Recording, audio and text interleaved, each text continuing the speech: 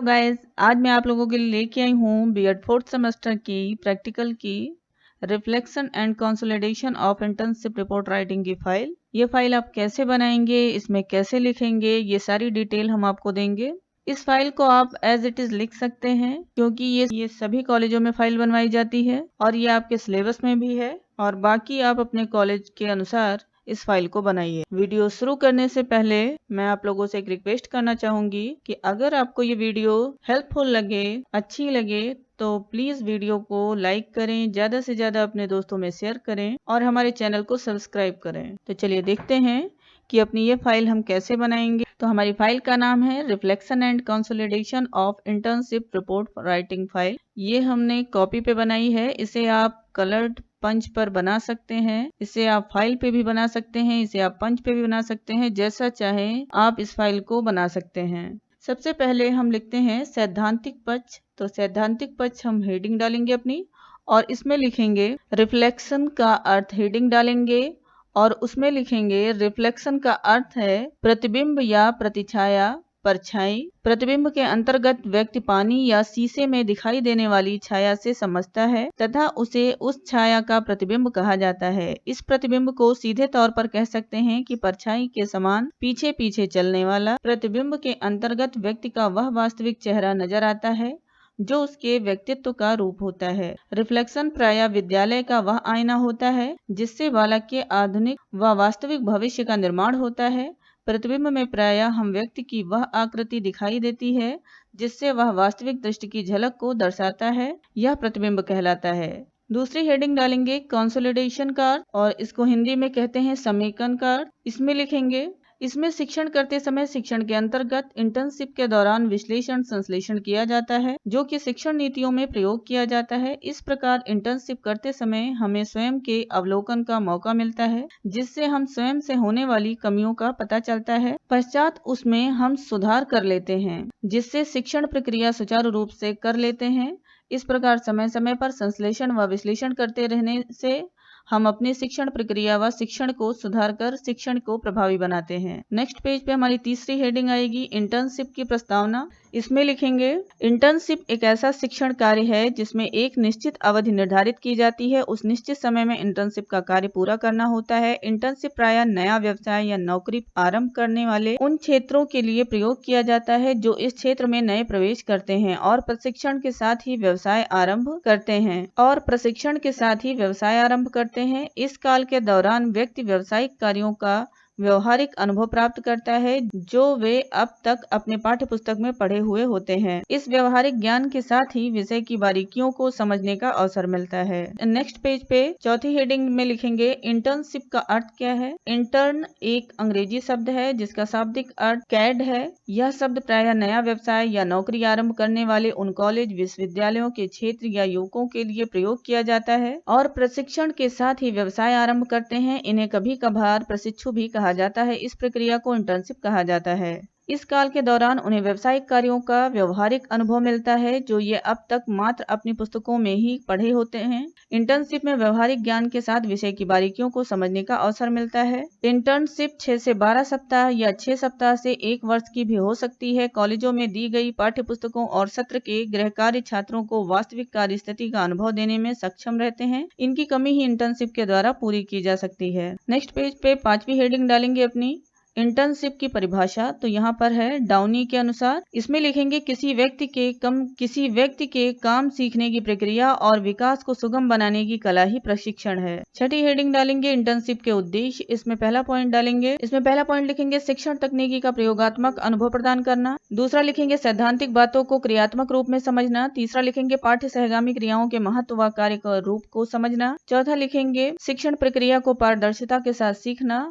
5वां लिखेंगे छात्रों के मनोविज्ञान से परिचित होना। 6ठा लिखेंगे छात्रों के कार्यों में दक्षता प्रदान करना। 7वां लिखेंगे उच्च शिक्षण विधियों के चुनाव में उनके प्रयोग की तकनीकों को सीखना। नेक्स्ट पेज पे 7वीं हेडिंग डालेंगे इंटर्नशिप के लाभ क्या होते हैं। तो यहाँ पर लिखेंगे शिक्षण का व्यवहारिक ज्ञान प्राप्त होता है। शिक्षक के गुणों को आत्मसात करने का अवसर प्राप्त होता है। विद्यालयों में होने वाली दैनिक क्रियाकलापों से परिचित होते हैं, जैसे उपस्थिति रजिस्टर बनाना, शिक्षक डायरी भरना आदि। विद्यालय में होने वाले क्रियाकलापों, दैनिक क्रियाकलापों जैसे प्रार्थना, खेलकूद आदि से परिचित होते हैं। विद्यालय में अनुशासन कैसे स्थापित किया जाता है, यह सब हमें इंटर्नशिप के दौरान सीखने को मिलता है। नेक्स्ट पेज पे क्रियात्मक पक्ष हेडिंग डालेंगे और उसमें लिखेंगे विद्यालय का विवरण।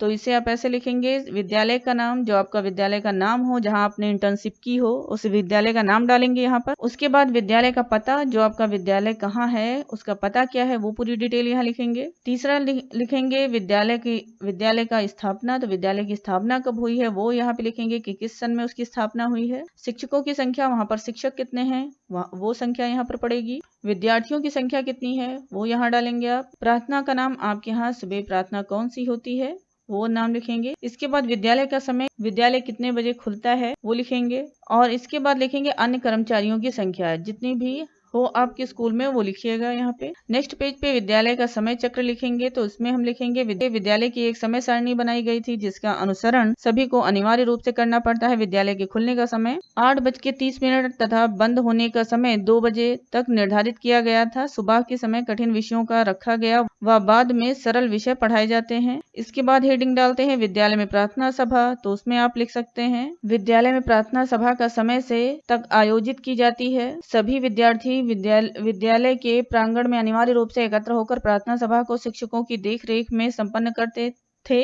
शिक्षक सभी विद्यार्थियों को पंक्तिबद्ध रूप में खड़े करते थे। चौथी हेडिंग आएगी इसमें विद्यालय में कक्षा उपस्थिति, तो हमारे विद्यालय में सर्वप्रथम सभी शिक्षक अपने अपने क्लासरूम में जाकर बच्चों को उपस्थिति लगाते थे ताकि शिक्षकों को इस बात का ज्ञान हो सके कि कितने विद्यार्थी उपस्थित हैं व कितने विद्यार्थी अनुपस्थित हैं, तथा विद्यार्थियों को उपस्थिति को रजिस्टर पर दर्ज कर देते थे ताकि उनके मूल्यांकन में सहायता हो सके। पांचवी हेडिंग डालेंगे विद्यालय की पाठचर्या का निर्माण। इसमें लिखेंगे हम सत्र शुरू होने से पहले विद्यालय की पाठचर्या का निर्माण करने के लिए एक कमेटी बनाई जाती थी ताकि पाठचर्या में पाठ्य सहगामी क्रियाओं व नवाचार पूर्ण शिक्षा उपलब्ध कराई जा सके। नेक्स्ट हेडिंग डालेंगे पाठ्य सहगामी क्रियाओं का निर्माण। इसमें लिखेंगे विद्यालय में बच्चों के शारीरिक विकास के साथ साथ मानसिक विकास का भी ध्यान में रखा जाता है ताकि बच्चों का सर्वांगीण विकास हो सके। इस तथ्य को ध्यान में रखते हुए शिक्षकों के द्वारा उनके पाठ्य सहगामी क्रियाओं जैसे रंगोली, खो खो आदि अनेक प्रकार की क्रियाओं का आयोजन करवाया जाता है। नेक्स्ट हेडिंग हमारी है भौतिक संसाधनों का संगठन। इसमें लिखेंगे विद्यालय में बच्चों की सुविधाओं के लिए अनेक प्रकार के भौतिक उपकरण उपलब्ध कराए जाते हैं ताकि विद्यार्थी सुगमता पूर्वक अपना शिक्षण कार्य संपन्न करें। विद्यालय में एक अच्छी इमारत, पानी पीने की व्यवस्था, शौचालय, खेल के लिए मैदान, लाइट व पंखे की व्यवस्था, बैठने के लिए उपयुक्त फर्नीचर उपलब्ध कराए गए हैं। नेक्स्ट हेडिंग आएगी हमारी परीक्षा कार्यक्रम। इसमें लिखेंगे विद्यालय में परीक्षा का आयोजन 4 भागों में किया जाता था, मासिक, त्रैमासिक, छमाही व वार्षिक। इस प्रकार परीक्षा आयोजित करवाने से मूल्यांकन कार्य सरल हो जाता है। नेक्स्ट हेडिंग है इंटर्नशिप के दौरान प्राप्त अनुभवों का विवरण। तो इसमें हम लिखेंगे प्रातःकालीन प्रार्थना सभा का अनुभव। तो यहाँ पे हम लिखेंगे प्रातःकालीन प्रार्थना सभा से हमें एक आंतरिक प्रेरणा व अनुभवजन्य सानिध्य प्राप्त होता है, क्योंकि यह एक ऐसा समय होता है जब सभी शिक्षक व विद्यार्थी एक साथ एक निश्चित समय पर आवश्यक रूप से उपस्थित होते हैं और मिलकर गतिविधियों में भाग लेते हैं। नेक्स्ट हेडिंग डालेंगे समय व अभिलेखों का अनुभव। इसमें लिखेंगे शैक्षिक अभिलेखों के द्वारा बहुत ज्ञानजन्य अनुभव प्राप्त हुआ। शैक्षिक अभिलेखों के द्वारा हमें बच्चों के बैकग्राउंड अर्थात उनका नाम, काम, पता व उनके किस प्रकार से की शिक्षा उपलब्ध कराई जाए आदि का ज्ञान प्राप्त हुआ। नेक्स्ट हेडिंग है शिक्षक व डायरी पूर्ति, उसके उपयोग से प्राप्त अनुभव। तो शिक्षक डायरी के द्वारा हमने संपूर्ण विद्यालयी पाठचर्या को संबंधित करना सीखा, क्योंकि शिक्षक डायरी से ही सभी पाठ्य पुस्तक व पाठ्य सहगामी क्रियाएं आयोजित की जाती हैं। डायरी की पूर्ति के द्वारा सभी विषयों को पाठ्यक्रम व वार्षिक अवकाशों का पूर्ण ज्ञान रहता है। शिक्षक डायरी के अंतर्गत विभिन्न शिक्षण विधियों का प्रयोग करना सीखा। नेक्स्ट है सतत एवं व्यापक मूल्यांकन संबंधी अनुभव। तो इसमें हम लिखेंगे सतत एवं व्यापक मूल्यांकन द्वारा मैंने छात्रों के शैक्षिक व सह-शैक्षिक पक्ष पर यथोचित ध्यान केंद्रित करना सीखा। हमने यह सीखा कि मैंने छात्रों में उत्तम आदतों एवं सकारात्मक दृष्टिकोण को बढ़ावा दिया जाता है। सतत एवं व्यापक मूल्यांकन में बालक के व्यक्तित्व का चहुमुखी विकास और शैक्षिक और पाठ्यचारी पक्षों का विकास किया जा सकता है। नेक्स्ट हेडिंग हमारी समय सारणी एवं अनुशासन संबंधी अनुभव। इसमें लिखेंगे हम इंटर्नशिप के दौरान मैंने उपयुक्त समय सारणी एवं अनुशासन संबंधी अनुभव प्राप्त किए। कैसे समय सारणी बनाई जाए जिससे विद्यार्थियों को अधिक से अधिक लाभ प्राप्त हो, इन सारे बिंदुओं को ध्यान रखकर मैंने कार्य किया, जिससे मैंने कठिन विषय को सुबह रखा। सुबह का वातावरण शांत व मन मस्तिष्क शुद्ध होता है। अनुशासन पर सबसे अधिक ध्यान दिया जिससे कि छात्रों में स्वानुशासन की क्षमता का विकास हो सके। समय सारणी व अनुशासन का अनुसरण मैंने स्वयं के भीतर परिवर्तित किए, जिससे छात्र स्वयं सुधार करने लगे। नेक्स्ट हेडिंग डालेंगे हम। हमारी नेक्स्ट हेडिंग है पेरेंट्स टीचर मीटिंग से प्राप्त अनुभव। तो इसमें लिखेंगे विद्यालय में प्रत्येक शिक्षक द्वारा यह मीटिंग कराई जाती है, जिसमें सभी छात्र अपने माता पिता के साथ आते हैं और माता पिता अपने बच्चों का टेस्ट में प्राप्त अंकों का रिकॉर्ड देखते हैं। शिक्षक माता पिता को छात्र की कमियों व अच्छाइयों के विषय में बताते हैं। इस प्रकार माता पिता को छात्र के विषय में जानकारियां दी जाती हैं। हमारी नेक्स्ट हेडिंग आती है शैक्षिक महत्व। इसमें हम लिखेंगे शैक्षिक महत्व से इसकी गुणवत्ता को बढ़ाने के लिए अनेक छात्रों से कार्य कराए गए। इसमें विद्यालय पर्यावरण के क्षेत्र में किए गए कार्य का उद्देश्य शैक्षिक क्षमता को बढ़ाना है। इंटर्नशिप के दौरान शिक्षण कार्य को प्रभावशाली बनाना।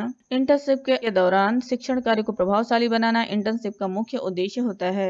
इसमें शैक्षिक स्तर से शिक्षा का प्रसार करना चाहिए तथा शिक्षा के वास्तविकता को पहचानना चाहिए। शिक्षा में यह एक महत्वपूर्ण साधन है। इसमें छात्रों को समाज के विषय में ज्ञान प्राप्त होगा एवं वो एक सभ्य नागरिक बनने की ओर अग्रसर होंगे। नेक्स्ट हेडिंग है हमारे निष्कर्ष। तो निष्कर्ष में हमको लिखना है इंटर्नशिप में विद्यालय के वातावरण के अंतर्गत वे सभी कार्य सीखे जाते हैं जो एक शिक्षक के लिए ज्ञात होना बहुत आवश्यक होता है। अपनी इंटर्नशिप की अवधि के दौरान मैंने भी ऐसे ही कई कार्य सीखे व इस दौरान मुझे भी जो भी समस्या हुई उसका समाधान विद्यालय प्रशासन द्वारा बहुत ही उचित रूप से किया गया।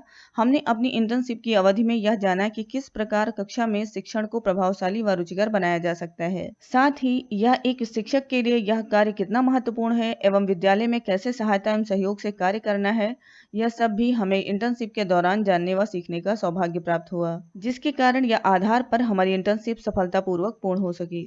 हमारी लास्ट हेडिंग है सुझाव। तो सुझाव में हम लिखेंगे इंटर्नशिप के दौरान मैंने विद्यालय वातावरण के अंतर्गत वे सभी कार्य सीखे जो एक शिक्षक के लिए ज्ञान होना आवश्यक है।